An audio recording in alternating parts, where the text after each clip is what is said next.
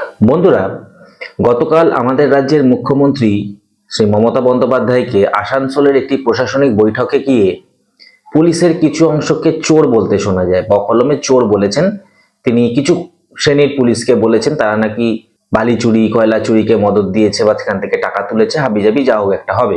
তো সেই প্রতিক্রিয়াকে কেন্দ্র করে তীব্র প্রতিক্রিয়া জানালেন আমাদের এই রাজ্যের মহিলা বিধায়ক, বিজেপির বিধায়ক অগ্নিমিত্রা পল। তো ঠিক কি বললেন তিনি, মমতা বন্দ্যোপাধ্যায়কে কি ভাষায় আক্রমণ করলেন, অত্যন্ত চড়া সুরে কিছু বক্তব্য বলতে শোনা গেছে। তো সমস্তটা শোনাবো আপনাদের এই প্রতিবেদনে। পুরো প্রতিবেদনটি দেখতে থাকুন। নমস্কার, আমি সুরজিৎ, বঙ্গদর্পণ ইউটিউব চ্যানেলে আপনাদের সবাইকে স্বাগত।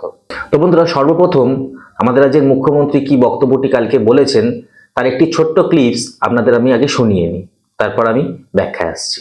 টাকা খাওয়ার আগে 10 বার ভাবে জনগণের টাকা খাওয়া কি উচিত। তাদের নিজস্ব একটা দায়বদ্ধতাও থাকে, কিন্তু লোয়ার লেভেলে কিছু অফিসার, কিছু কর্মী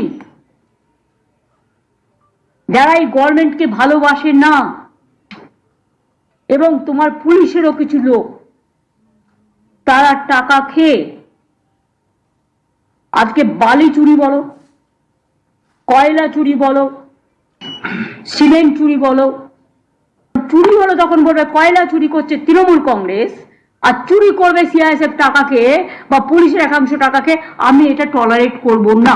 তো শুনলেন দর্শক বন্ধুরা, আমাদের রাজ্যের মুখ্যমন্ত্রী মমতা বন্দ্যোপাধ্যায় গতকাল কি বক্তব্যটি করেছেন। তো এর পরিপ্রেক্ষিতে আমাদের রাজ্যের মহিলা বিধায়ক, বিজেপির মহিলা বিধায়ক অগ্নিমিত্রা পল ঠিক কি ভাষায় আক্রমণ শানিয়েছেন সেটা আপনাদের একবার শুনিয়ে দিই। কাল মুখ্যমন্ত্রী মমতা বন্দ্যোপাধ্যায় আপনি ভালোই নাটকটা করলেন, পুলিশের ওপর আপনি দোষ দিয়ে দিলেন। কি সুন্দর না, সময় সময় আপনি আপনার এমএলএ, এমপি, মন্ত্রীর ওপর দোষ দিয়ে দেন, আপনি সময় সময় পুলিশের ওপর দোষ দিয়ে দেন। আবার অভয়ার সময় আমরা দেখলাম যে পুলিশকে, বিনীত গোয়েলকে কিভাবে বাঁচাতে হয় সেটা আপনার কাছ থেকে শিখতে হয়। আপনি গতকাল বললেন যে পুলিশ, কিছু কিছু পুলিশ তারা নাকি এই কাজ করছে, চুরির কাজ, বালি, কয়লা। আপনি জানতেন না? আপনি তো 14 বছর মুখ্যমন্ত্রী রয়েছেন, আপনি জানেন না যে কোথায় কোথায় বালি তৈরি চুরি হচ্ছে? দামোদর অজয় নদীতে পুরো মেশিন বসিয়ে দিয়েছে নদীর মধ্যে, টনকে টন চুরি হচ্ছে, প্রত্যেক ট্রাক থেকে ফিক্স করা আছে। তো আপনি জানেন না? থানাতে মাসের শেষে খাম পৌঁছে যায়, পাঁচ ট্রাকে কত করে নেওয়া হবে।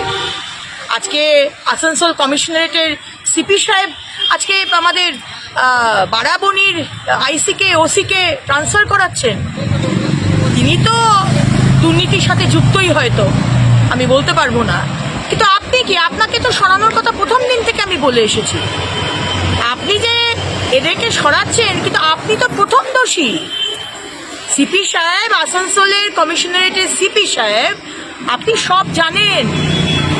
আপনার নেতৃত্বে এইগুলো এই যে বালি, পাথর চুরি, গাছ চুরি, এগুলো যে হচ্ছে সেটা আপনার নেতৃত্বে হচ্ছে, আপনি সব জানেন। এবং সেই ট্রাক, পার ট্রাক যে টাকা, সেই টাকা কলকাতায় আপনি পৌঁছে দিচ্ছেন।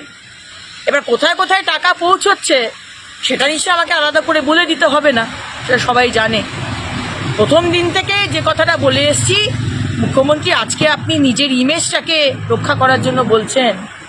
আপনি যে সাদা শাড়িটা পরেন না, খুব দামি শাড়ি, আমি জানি, আমি ডিজাইনার, তো আমি জানি ওই এক একটা শাড়ির কত দাম। তো খুব সিম্পল শাড়ি আপনি কিন্তু পরেন না, আর সেই শাড়িটার উপরেও কিন্তু রক্তের দাগ তো আছেই।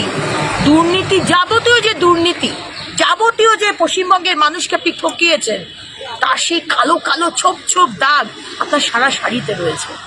তাই আজকে রাজীব কুমারকে আপনি যদি বলেন, রাজীব তুমি নয়, কিন্তু তোমার নিচের যারা তারা করছে, পুলিশরা, তারা নাকি চুরি করছে, কাকে বাঁচাবার চেষ্টা করছেন? একবার বিনীত গোয়েল, একবার রাজীব কুমার যে জামিনে রয়েছে। হ্যাঁ, আমরা সেই দিনটার কথা ভুলিনি, লাল ডায়েরি, নীল ডায়েরি, আপনি রাস্তায় বসে পড়েছিলেন রাজীব কুমারকে বাঁচাবার জন্য। হ্যাঁ, লক্ষ লক্ষ মানুষের টাকা যে কোম্পানি চুরি করেছে, যার সাথে এনার নাম এসেছে, আজকে তাকে আপনি বলছেন না তুমি করনি, কাকে বাঁচাবার চেষ্টা করছেন? সুতরাং এখন ইমেজ মেকওভার করে কিছু হবে না। 14 বছর বাংলার মানুষ দেখেছে তো আপনি কি করেছেন।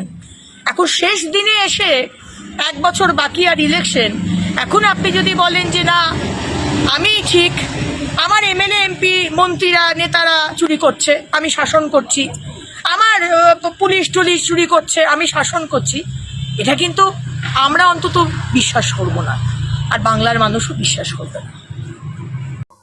তো শুনলেন দর্শক বন্ধুরা, মহিলা বিধায়ক, আমাদের রাজ্যের মহিলা বিধায়ক অগ্নিমিত্রা পলের বক্তব্যগুলি।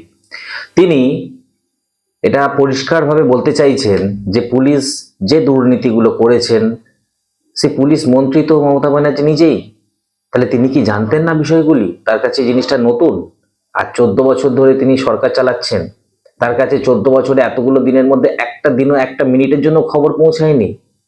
নাকি তিনি জানেন সমস্তটাই, এই লাস্ট মোমেন্টে এসে যখন উপায় নেই তখন তিনি বাধ্য হয়ে এরকম ভাবে বকা করছেন বা বকা দিচ্ছেন বা টলারেট করব না এই কথাটি বলছেন?